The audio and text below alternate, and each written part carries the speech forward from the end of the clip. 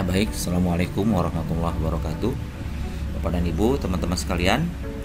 Topik pertama kali ini kita adalah mengenal kecerdasan majemuk atau multiple intelligence.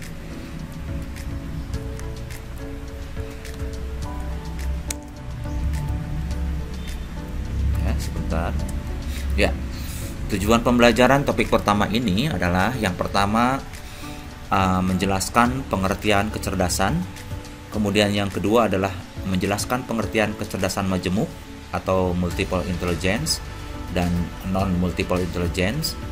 Kemudian yang ketiga adalah menjelaskan karakteristik konsep kecerdasan. Sekarang kita lihat kecerdasan dipandang oleh beberapa ahli. Pertama, Alfred Binet.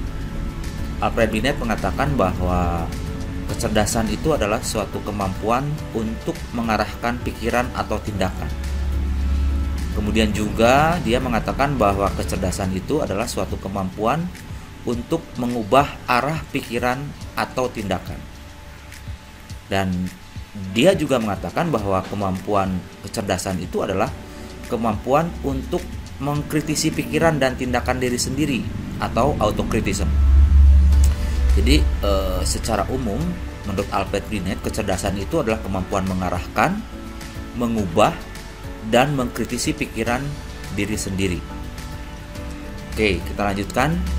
Kemudian kecerdasan menurut Edward Lytton Dyer itu ada 3 yang beliau paparkan, yaitu kecerdasan adalah kemampuan abstraksi, kemudian juga kemampuan mekanik, dan kecerdasan sendiri adalah kemampuan sosial.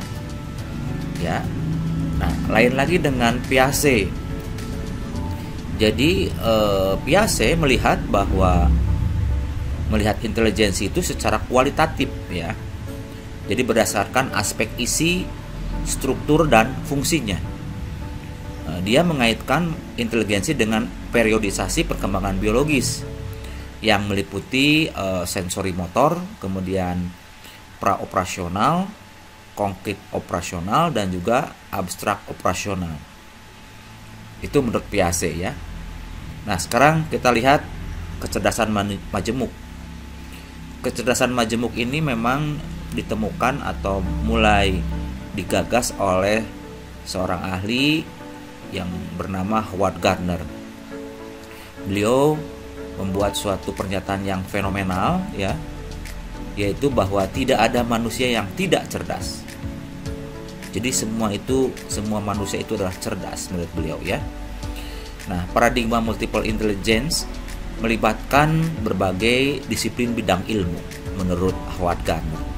Di antaranya adalah antropologi, kemudian psikologi kognitif, psikologi perkembangan, psikometri, studi biografi, fisiologi hewan, dan neuroanatomi. Ya, lanjut. Kemudian bahwa kecerdasan majemuk menurut Gardner itu adalah suatu kemampuan untuk menyelesaikan masalah yang terjadi dalam kehidupan nyata sehari-hari. Kemudian beliau melanjutkan bahwa kecerdasan majemuk adalah kemampuan untuk menghasilkan persoalan-persoalan baru yang dihadapi untuk diselesaikan. Juga kemampuan untuk menciptakan sesuatu atau menawarkan jasa yang akan menimbulkan penghargaan dalam budaya seseorang. Kira-kira seperti itu, ya, kecerdasan majemuk yang disampaikan oleh Howard Gardner. Bapak dan Ibu, teman-teman sekalian bisa membaca kembali di dalam materinya, ya. Oke, saya lanjutkan kembali. Selanjutnya, bahwa setiap anak itu memiliki kapasitas untuk memiliki 9 kecerdasan.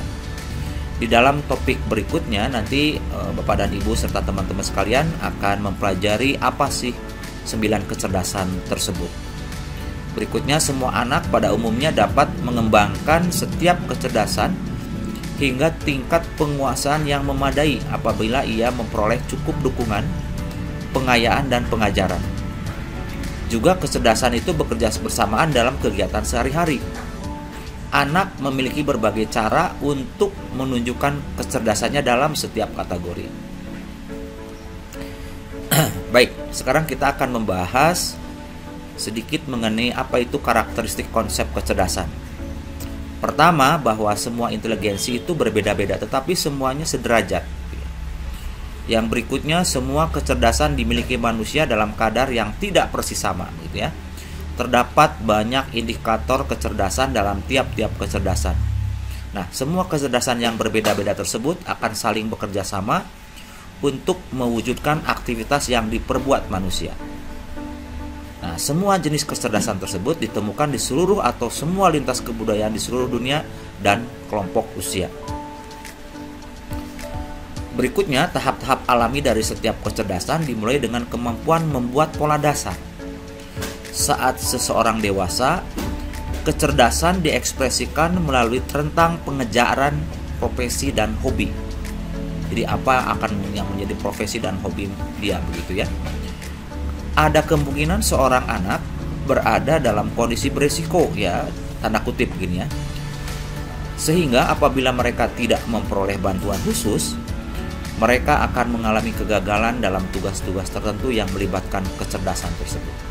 Nah, disinilah Bapak dan Ibu, teman-teman sekalian, pentingnya bagaimana kita memahami kecerdasan dari setiap anak yang dibahas lebih lanjut di dalam topik-topik berikutnya.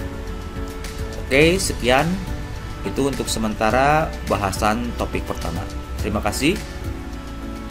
Assalamualaikum warahmatullahi wabarakatuh. Selamat belajar.